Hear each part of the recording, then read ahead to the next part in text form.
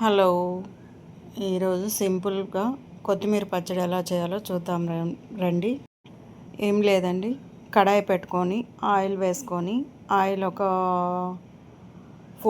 ఎక్కువే వేసుకోండి, ఒక 4 to 5 స్పూన్స్ వేసుకోండి. వేసుకున్నాక ధనియాలు, జీలకర్ర, మంచినీపప్పు, ఉద్దిపప్పు, ఆవాలు అన్నీ వేసుకొని కాసేపు ఫ్రై చేసుకోవాలి, బ్రౌన్ కలర్ రావాలి. తర్వాత ఆనియన్స్ వేసుకోవాలి. ఆనియన్స్ వేసుకున్నాక పచ్చిమిర్చి వేసుకోవాలి. అన్నీ వేగినాక మళ్ళీ కరివేపాకు, తెల్లగడ్డ వేసి కొంచెం సాల్ట్ వేసి కలపెట్టుకోవాలి.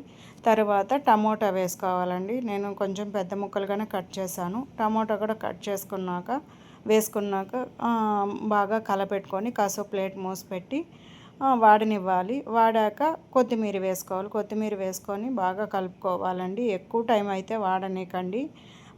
2 minutes చాలు, 2 minutes or 3 minutes చాలు.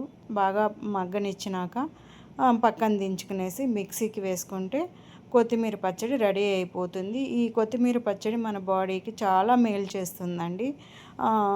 మన బాడీలో గుడ్ కొలెస్ట్రాల్ ఇంప్రూవ్మెంట్ చేస్తుంది, బ్యాడ్ కొలెస్ట్రాల్ని బయటకు పంపించేస్తుంది, బ్లడ్ ప్రెషర్ తగ్గిస్తుంది.